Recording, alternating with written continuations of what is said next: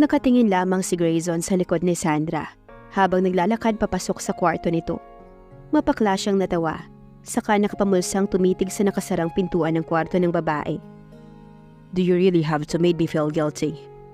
Umiling na lamang siya sa sarili, saka bumaba at nilapitan ng chairman na nakaupo lang habang umiinom ng kape. May sakit ba si Sandra? Tanong nito. Bumuntong hininga ang binata. Saka sumandal sa sofa at nagkibit balikat. What's that attitude? Is that how you take care of her? Kibit balikat? Grayson, we did not raise you for being like this. She's also your responsibility. Paninermo nito sa kanya. She's fine. She just needs some rest.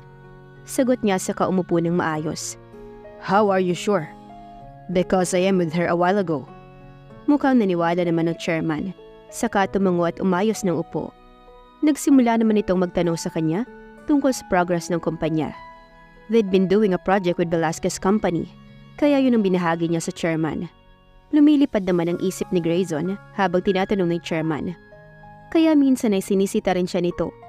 It was because his mind was trying to figure out if she is okay. Hanggang sa makaalis na ang grandpa niya, ay wala siyang ginawa kundi ang mag-isip kung ano ang nangyayari. Umakyat siya sa second floor. Nagbabakas sakaling bumukas ang pintuan nun. Pero nadismaya lamang siya nang makitang sarado iyon at walang ingay na naririnig. Pumasok na lamang siya sa kwarto niya, saka pabagsak na hiniga ang katawan sa kama. Kainis, why do I have to feel like this anyway? Maagang bumangon si Grayson kinabukasan, saka tinignan ng buong mansyon kung naroon si Sandra. Pero wala ito. Sir, may nawawala po ba kayong gamit? Kanina pa po kayo naglilibot ng bahay. Tanong ni Manang Sally nang makita siyang umiikot sa buong mansyon.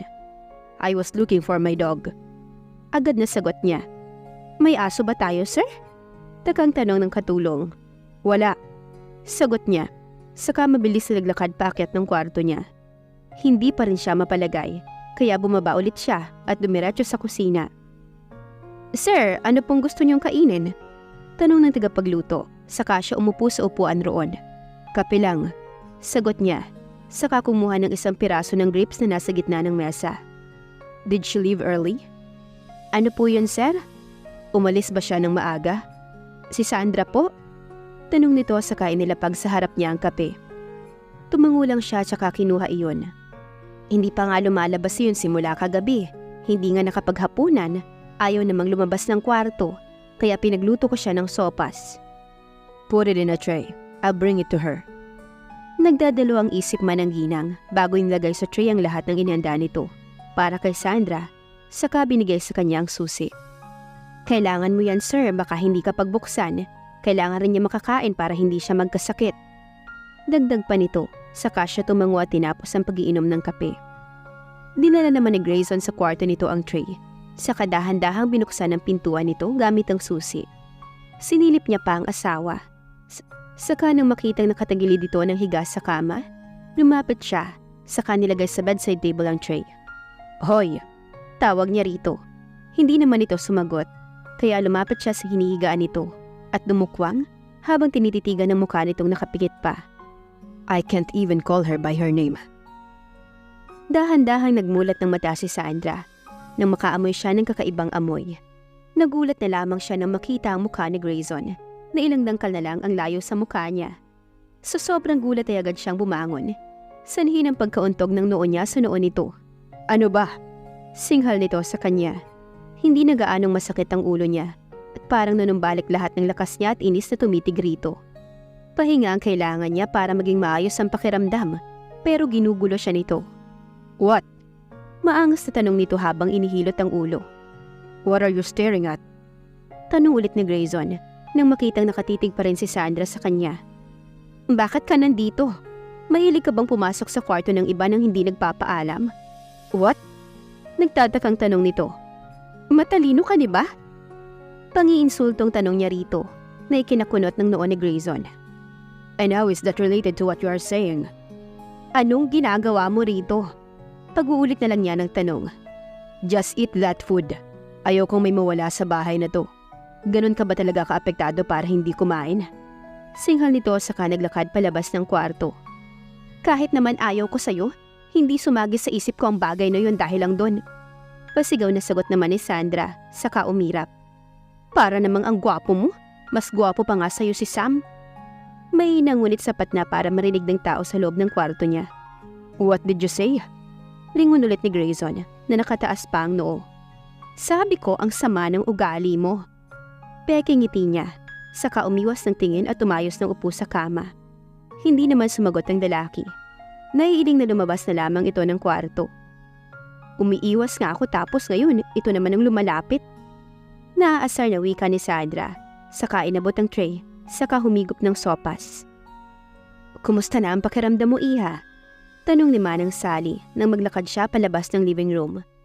Ayos na po, Manang, sa labas lang po ako magpapahangin. O sige, kung may kailangan ka, tumawag ka lang. Tumango naman siya saka naglakad na palabas. Tinanaw naman niya ang maliwalas na panahon. Akala ko ba balak mo talagang alisin ang buhay mo? Napaigtad si Sandra na magsalita ang pamilyar na boses sa likuran niya. Hindi ko naman para tapusin ang sarili ko. Kung ang dahilan ay yung unggoy lang naman. Nakangising wika niya, saka pinagkrus ang dalawang braso. Unggoy? Yeah, unggoy na kasama ko. Hey, mind your attitude. Sighal ni Grayson, nang maunawaan ko anong sinasabi niya. Mind yours too. Wika ni Sandra, saka naglakad palayo rito. Mabilis siyang naglakad saka may kinuha sa bulsa at tinawagan si Sandra. Gusto niya lang makasiguro nakaalis na ito ng bansa. Ngunit hindi niya ito makontak. Napabuntong hininga na lamang siya. Napakatahimik. Wala siyang makakabanding. Days passed and she was still alone. Wala siyang natatanggap na tawag mula sa mga kaibigan niya. Kaya nag-e-enjoy na lamang siyang mag-bake ng kung ano-anong dessert kasama si Manang Rosa. At minsan ay pinag-uusapan nila ang tungkol sa pagpapatayo niya ng sariling restaurant. May alam naman siya pagdating sa pagnenegosyo. Saka may kilala rin ng anak ni Manang Rosa na may-ari ng isang resto bar na nakakausap niya na gusto rin ang ideya nila. Mayroon daw itong may re-rekomendang lugar malapit sa resto bar nito na pwedeng bilhin para sa pagpapatayo ng restaurant. Alam niyang hindi madali ang gusto nilang mangyari, pero porsigido siyang matuloy ito. What are you both talking about? That your face looks so serious? Tanong ni Grayson nang pumasok sa sala. Uuwi na siya sa kanila. Sagot niya. What? Uulitin ko pa ba? Wala naman siyang gawain rito kundi sa kusina lang. Saka hindi ka rin naman dito kumakain. Kaya uuwi na lang siya sa kanila. Did my mom let her? Ano ba tayo? Bata? Para kailangan pang ipalam sa matatanda ang pag-alis niya? Kung gusto ng taong umalis, hayaan mo na lang. Bakit mo pa pipigilan? Hey, ganyan ka ba talaga? Look at your attitude. Wika ni Grayson sa kanya. Bakit? May reklamo ba ako sa ugali mo? Alam mo bang mas masama pang ugali mo kaysa sa akin? Sinita ba kita? Matari na sagot ni Sandra. Saka nilagpasan lang niya ito. Saka naglakad paakyat sa kwarto niya. Madalas ka bang nahihilo, Iha? Nag-aalalang tanong ni Manang Sally. Nang halos matumba si Sandra habang naglalakad, papasok sa kusina para kumuha ng tubig. Hindi naman po, nasobrahan lang ata ako sa trabaho. Masyado kasi mainit ang pinuntahan namin ni Manang Rosa, kaya ganito kasakit ang ulo ko. Sagot niya. Aaminin niyang ilang araw siyang puyat at pagod dahil sa plano nila. Binuhos niya lahat ng oras niya sa ginagawa niyang project para sa restaurant niya dahil na-excite na siya. Minsan din ay nauulanan siya, kaya may sipon siya. Nais niya lang matapos na ang pagpaplano para maibigay na niya sa anak ni Manang Rosa ang ideyang gusto niya para sa restaurant. At ito na ang tatapos at ibabalita lang nito sa kanya ang resulta o progress ng ginawa. Kailangan mo nang magpahinga. Masama sa katawan niyan. Opo, sagot ni Sandra. Bitbit niya ang bottled water na bumalik paakyat sa kwarto niya. Nang halos matumba siya dahil sa hilong nararamdaman. Halos mawalan siya ng paningin, kaya napakapit na lamang siya sa gilid ng hagdanan. Hindi niya nabalanse ang katawan niya, kaya dahan-dahan siyang natumba. Bago pa siya mawala ng malay at mapapikit, ay naramdaman naman niyang may humawak sa bewang niya para alalayan siya. Mahina nang masyado ang katawan niya para sitahin ito at singhalan, kaya bago pa siya mawala ng malay, naialis na niya ang kamay nito sa bewang niya. Nag-aalalang nakatingin si Sam sa natutulog na kaibigan. Hindi niya maiwasang tumitig sa inosenteng mukha nito habang natutulog. He did something to elevate the high body temperature of Sandra. Napakainit nito dahil nilalagnat ng dalaga. Why does she has to experience this? Bakit hindi man lang ito maalagaan ng mayabang na lalaking yun? Gayong may sakit ang asawa nito. That's what he keeps on thinking as he looks at Sandra sleeping silently. Umuwi siya galing probinsya nang tumawag siya sa mansyon ng Martinez at sinabi ng katulong na hindi maganda ang pakiramdam ni Sandra sa mga nagdaang araw. Palagi itong nahihilo o di kaya namumutla, kaya naisipan niyang umuwi para tignan ang kalagayan ng kaibigan. Kinuha niya ang cellphone sa bulsa, saka tinignan ito. It has 30 missed calls from Rika. His cousin must be worried about him. The last time he talks to Sandra, he feels something wrong. That's why he takes the early flight back to Pasay, without telling his family in Palawan. Everyone there was busy, so he didn't bother himself to tell them. He then makes sure that he will arrive at Martinez compound at exactly 7 p.m. As to his surprise, he saw Sandra who was about to collapse in the stairs, so he runs immediately to catch her. Halos lumabas ang galit niya nang malaman niyang may sakit si Sandra. Pero wala siyang karapatan na kumprontahin ang asawa ng kaibigan. Kailangan niya magpakahinahon. He was just a friend to Sandra. He was not sure, after seeing Sandra like this, if he can still let her stay here. Siya na ang kusang tumawag kay Rika at ilang sandali pa ay sinagot naman niyon ng pinsan. "Oh my God, Sam! Where are you? We've been looking for you." Halata sa boses nito ang pag-aalala. "Kasama ko si Sandra." "What? Are you even thinking? Bumiyahe ka na mag-isa just to see her? Now tell me, you don't have feelings for her, right?" Agad na sagot nito. Nahalatang naiinis na. Rika was the kind of woman that always know what she was talking about and doing. In their circle of friends, she was the most conscious one when it comes to people's feelings. And she was starting to wonder about what stage she has and Sandra is. "Come on, Sandra is sick and I have to take care of her. I can't stand knowing she's sick without anybody taking care of her. You know that, man." Sam's voice explains how he cared for Sandra, but his feelings for her was unclear, and even him was confused.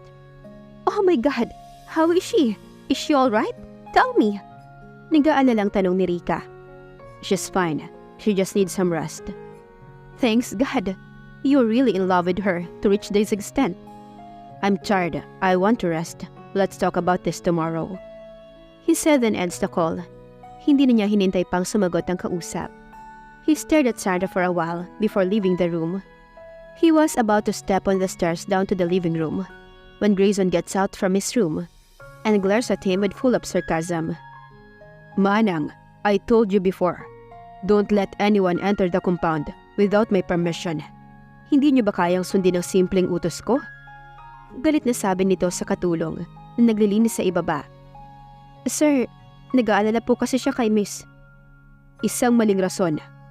Wika pa ng binata. Nagtiimbagang naman si Sam na nakatingin kay Grayson. Gusto niyang saktan ng lalaking to na nagpabaya kay Sandra. "Sorry for coming without your permission. I was just worried about Sandra. She was sick." Halata sa mukha ni Grayson na nagulat siya sa sinabi ni Sam. Dahil maski siya ay hindi niya alam na may sakit ang asawa. Pero nawala iyon at napalitan ng pagkainis.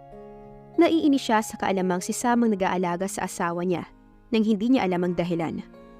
"I'm leaving. I'll come back tomorrow to check on her." "You're not a doctor, so you don't need to." Seryoso na saad ni Grayson.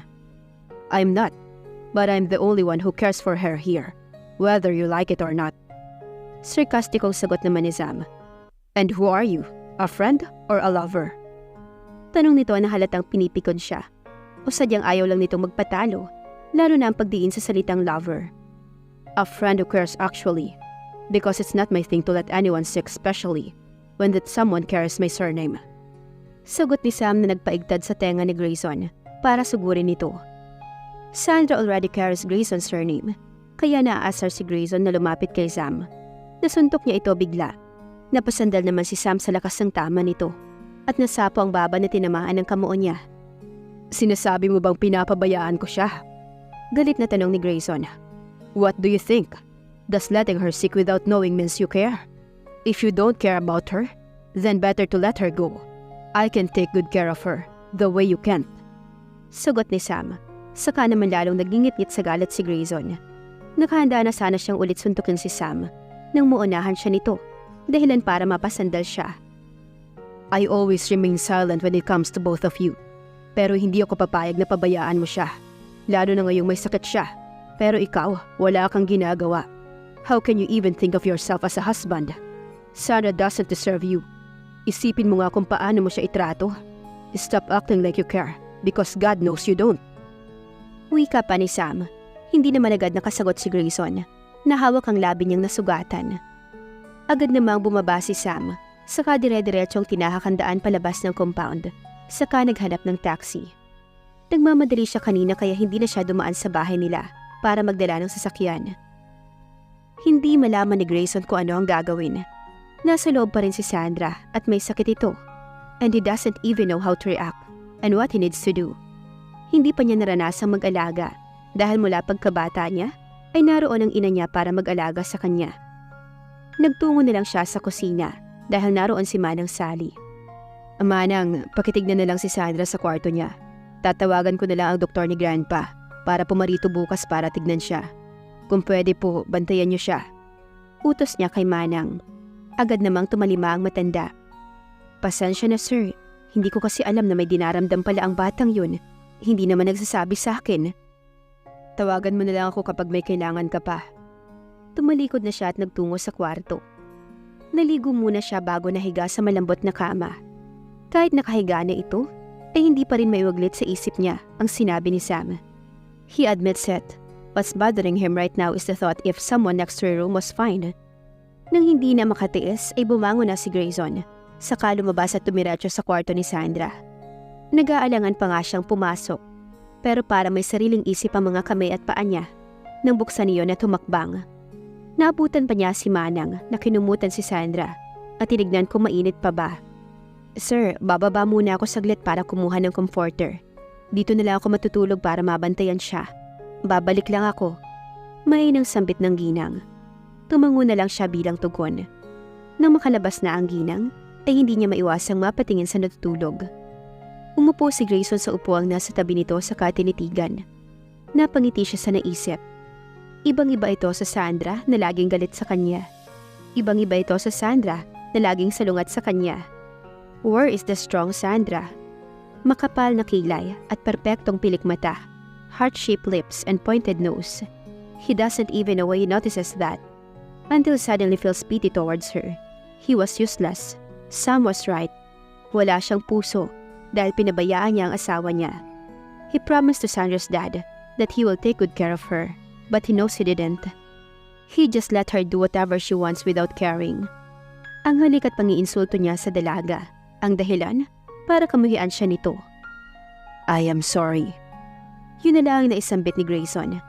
Bago bumukas ang pintuan ng kwarto, saka pumasok na si Manang na may dalang comforter. Nagpaalam naman siya bago lumabas at bumalik na sa kwarto niya. Maagang nagising si Grayson dahil nagsabi ang lolo nito natutungo ito sa kumpanya para bumisita. Magiging abala naman ito buong araw dahil sa presensya ng lolo niya.